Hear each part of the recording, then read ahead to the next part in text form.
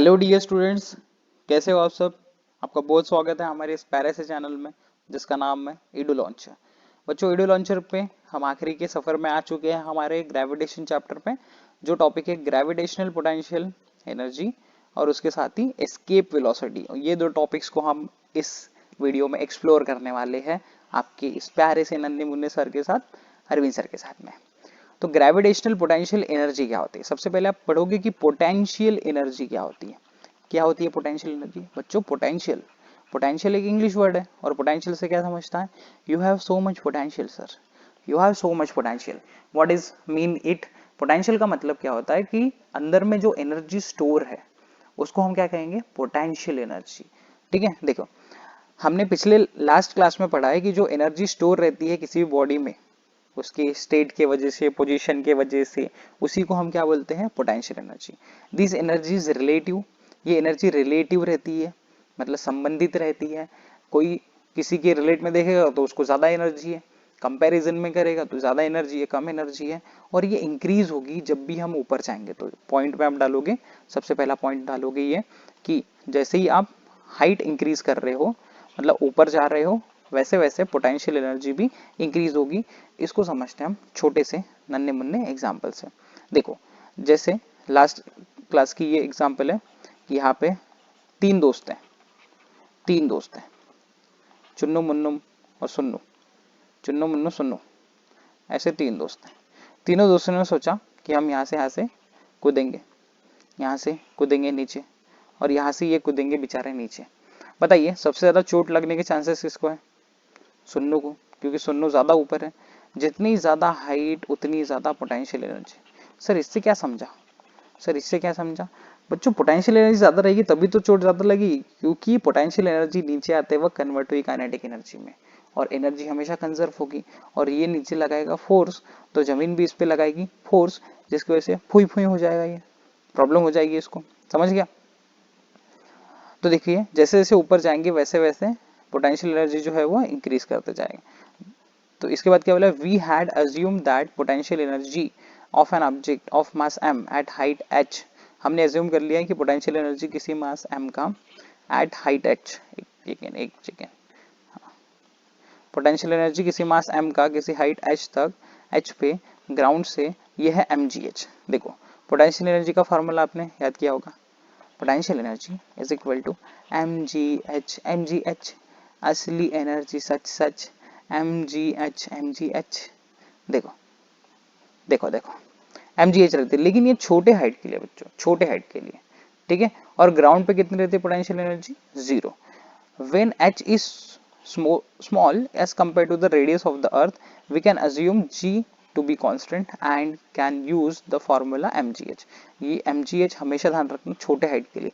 अगर सैटेलाइट्स के बारे में बात करें तो सैटेलाइट्स पे ये फॉर्मूला नहीं लगता है, but for large values of h the value of g decreases. जैसे जैसे हम ऊपर जाते हैं, हमने पढ़ा है लास्ट इसमें कि वैल्यू जो है वो g की डिक्रीज करते जाएगी। जैसे ऊपर जाओगे वैसे जी की वैल्यू नीचे जाएगी, वो डिक्रीज होते रहती है, कम कम होते रहती है जैसे हाइट बढ़ेगी।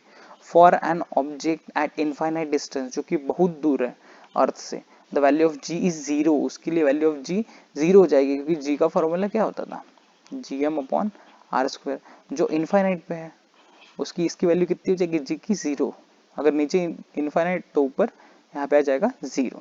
सो it is more appropriate to assume the value of potential energy to be 0 there. इसलिए हम मान लेते हैं कि इन्फिनिटी पे पोटेंशियल एनर्जी कितनी है? 0।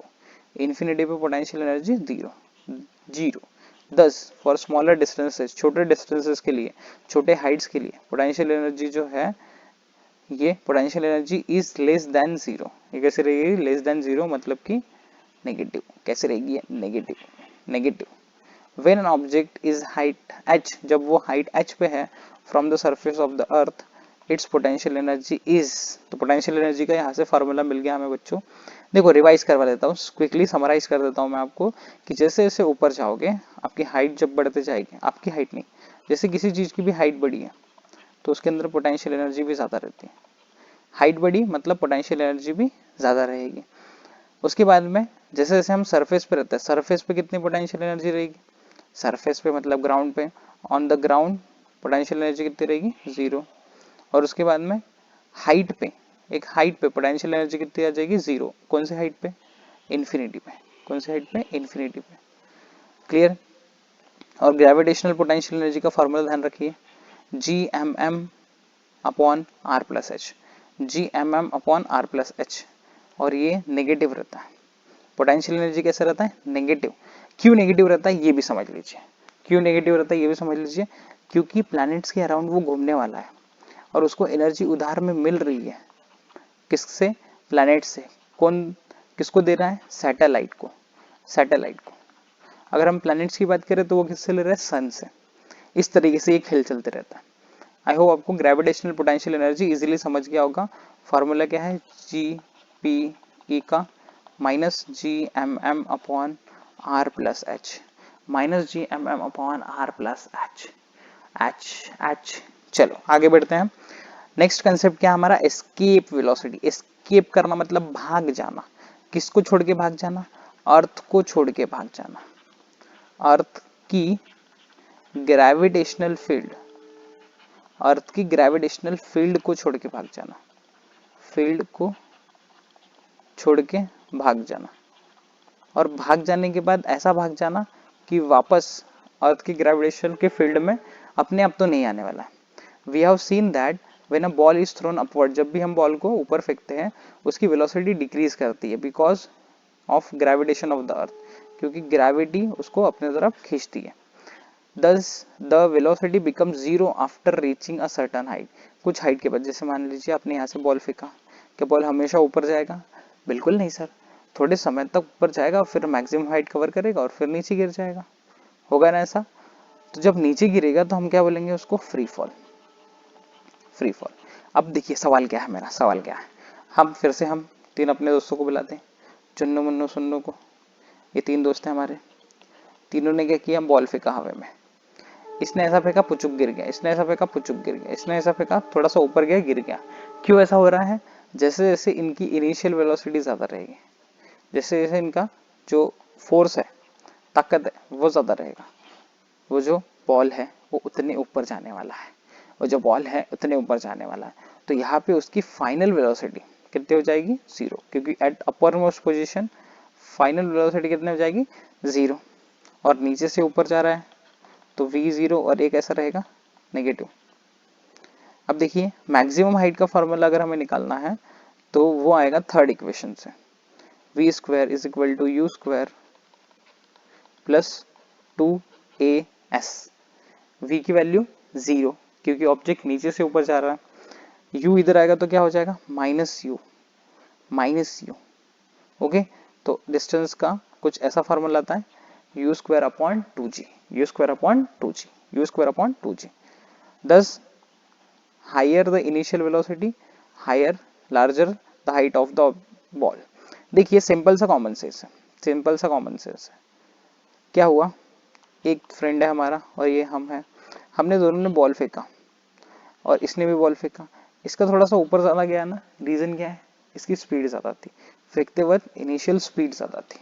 देखिए the reason for this is that higher the initial velocity, the ball will oppose the gravity of the earth and more and larger will be the height to which can it reach। देखो जितने ज्यादा speed से फेंकोगे, reason दिया, जितने ज्यादा speed से फेंकोगे उसकी initial velocity जितनी ज्यादा रहेगी, the ball will oppose the gravity. Ball क्या करेगा, ग्रेविटी को अपोज करेगा और वो ज्यादा से ज्यादा हाइट तक जाएगा, वहां से रीच करेगा। We have seen above that the value g keeps decreasing, जैसे जैसे ऊपर ऊपर जाते g कम होते जाता है। Thus the force pulling the ball backward decreases as the ball goes up। जैसे जैसे बॉल ऊपर ऊपर जाएगा नीचे का जो फोर्स है वो वीक होते जाएगा। नीचे से कौन खींच रहा है, उसको ग्रेविटी खींच रही है। तो जैसे जैसे वो ऊपर ऊपर जाएगा वैसे वैसे उसको ग्रेविटी खींचना कम कर रही है। If we keep increasing the initial velocity of the ball. अब देखिए यहाँ पे हम इसको समझते हैं, कोशिश करते हैं समझने की, आपको समझाने की कि इसने क्या किया, फिर से अपनी स्पीड बढ़ाई, फिर से अपनी स्पीड बढ़ाई, फिर से स्पीड बढ़ाई, फिर से स्पीड बढ़ाई, फिर से स्पीड बढ़ाई। क्या हो रहा है, स्पीड बढ़ा रहे हैं, स्पीड बढ़ा रहे हैं तो उसकी जो हाइट है वो भी बढ़ रही है। स्पीड बढ़ा रहे तो हाइट भी बढ़ रही है। देखो, it will reach larger and larger height, and above a particular value of initial velocity the ball is able to overcome downward pull by earth and can escape the earth forever and never will come back। कभी वो वापस नहीं आएगा अर्थ पे, कभी वो वापस नहीं आएगा, उसको परेशान कर दिया फेंक फेंक के। देखो, ऐसी वेलोसिटी जिससे वो अर्थ की ग्रेविटेशनल फील्ड को क्रॉस कर ले और वापस कभी भी अर्थ पे ना आए, वापस कभी भी अर्थ पे ना आए, इसी को क्या बोलते हैं हम? Free escape velocity. Escape velocity देखिए क्या बोल रहे हैं, यहाँ से आप नोट कर लेना। It will reach larger and larger height above particular value of initial velocity of the ball is able to overcome downward pull by the earth and escape from the earth surface. देखो, यहाँ से यहाँ तक आपको escape velocity की definition ध्यान रखनी है, ठीक है। We can determine its value by using the law of conservation of energy. हम इसकी value law of conservation of energy से निकाल सकते हैं। क्या होती है law of conservation of energy? Energy हमेशा खत्म नहीं हो सकती है, एक एनर्जी हमेशा दूसरे एनर्जी में कन्वर्ट हो सकती है। An object going vertically upward, एक ऑब्जेक्ट है जो कि वर्टिकली अपवर्ड जा रहा है फ्रॉम, कहाँ से? फ्रॉम द सरफेस से, उसकी इनिशियल वेलोसिटी जो है इक्वल टू एस्केप वेलोसिटी है, एस्केप वेलोसिटी के इक्वल है। escape the gravitational force of the earth, the force of finite distance from the earth. This means that for the object to be free from the gravity of earth it has to reach infinite distance। अगर किसी को infinite distance तक जाना है तो उसको अर्थ की gravitational field को क्रॉस करना होगा, उसके बिना तो पॉसिबल ही नहीं है, नहीं तो अर्थ अपनी तरफ खींच लेगी। This means that for the object to be free from gravity of earth it has to reach infinite distance। तो ये भी बोल सकते हैं, पहला स्टेटमेंट क्या बोला उन्होंने कि फोर्स ऑफ ग्रेविटी जो है वो इनवर्सली प्रोपोर्शनल है, जीरो बिकम जीरो कहाँ होगी? इनफाइनाइट पे जीरो होने वाली है। This means that for the object to be free from the gravity of earth, ऐसा ऑब्जेक्ट जो कि अर्थ की ग्रेविटी से फ्री है, मुक्त है, it has to reach infinite distance, या फिर उसको अगर होना है तो कहा जाएगा वो इनफाइनाइट डिस्टेंस पे।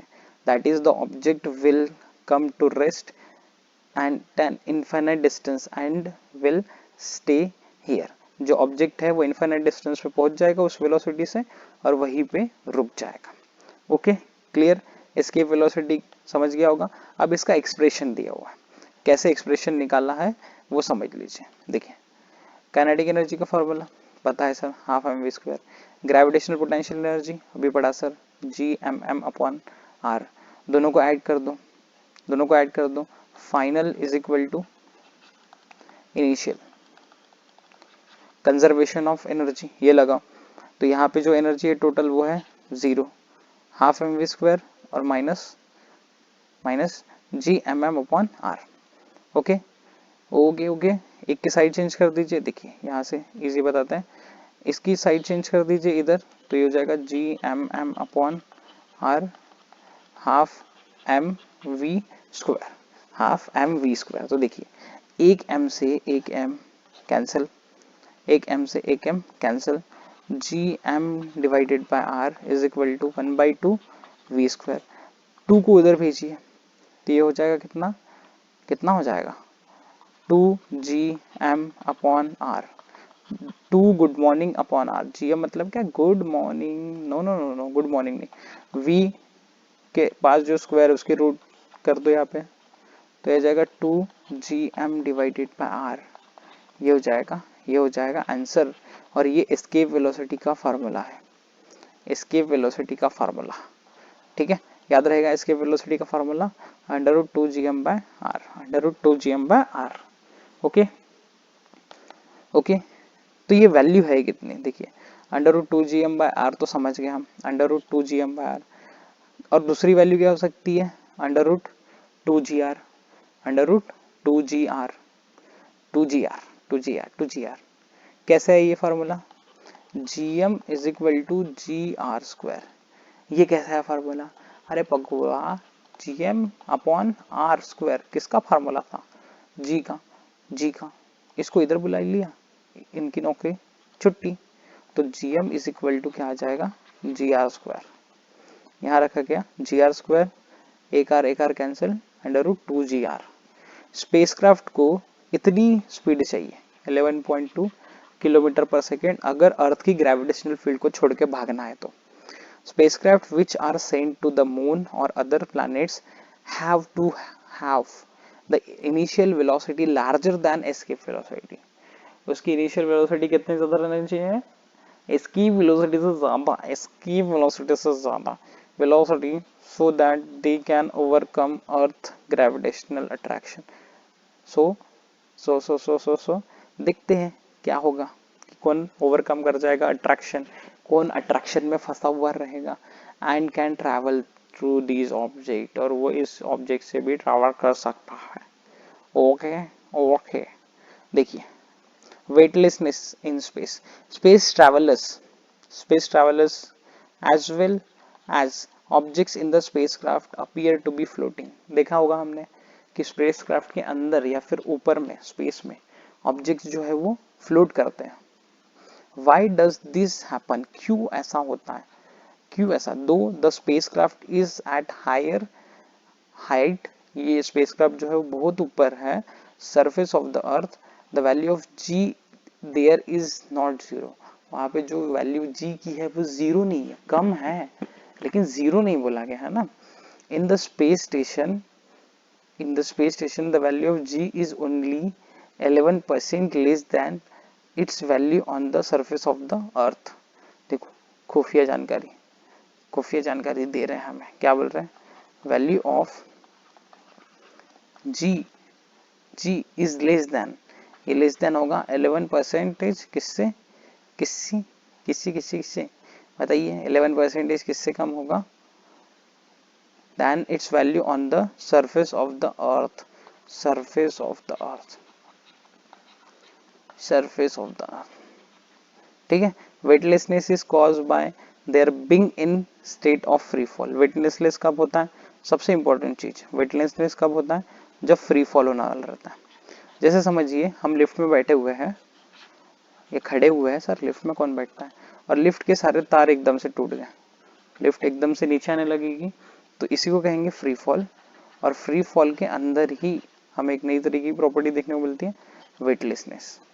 Weightlessness, okay.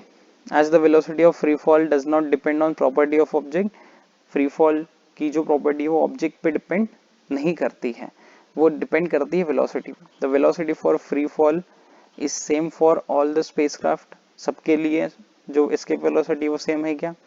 The travellers and the object in aircraft, thus if a traveller releases an object from her hand, it will remain stationary with respect to her and appear to be weightless। तो weightlessness property कहाँ दिखेगी? सबसे important चीज free fall में। जैसे ही velocity जो है free fall की वो डिपेंड नहीं करती है ऑब्जेक्ट के ऊपर, क्योंकि फ्री फॉल का फॉर्मूला ही क्या है? क्या है फ्री फॉल का फॉर्मूला? क्या है फ्री फॉल का फॉर्मूला? एस्केप वेलोसिटी का क्या है? √2gm/r। क्या है? √2gm/r। और फॉर्मूले में देख रहे हैं वो जी पे डिपेंड करेगा, एम पे डिपेंड करेगा और आर पे डिपेंड करेगा, इन तीनों बातों के ऊपर ही डिपेंड करेगा। Okay okay. Thus if a traveller releases an object, अगर किसी ट्रैवलर ने बाहर में कोई चिप्स विप्स का पूड़ा फेंक दिया, पैकेट फेंक दिया, उसकी पन्नी वगैरह फेंक दी, तो वो गिर नहीं जाएगा, ऐसा नहीं होगा गिर जाएगा, वहीं पे फ्लोट करता रहेगा उसके रिस्पेक्ट में। Okay clear? Thank you so much बच्चों फॉर वॉचिंग दिस वीडियो। यहाँ पे हमारा पूरा का पूरा ग्रेविटेशन हमने धुआं कर दिया है। अगली क्लासेस में हम पढ़ेंगे एक्सरसाइज, और एक्सरसाइज के बहुत सारे जो न्यूमेरिकल्स है, वो चीजें जो भी डिफिकल्ट आपको लगता है ग्रेविटेशन से, सब कुछ हम डिटेल में पढ़ेंगे। ओके थैंक यू, मिलते हैं अगले क्लास में।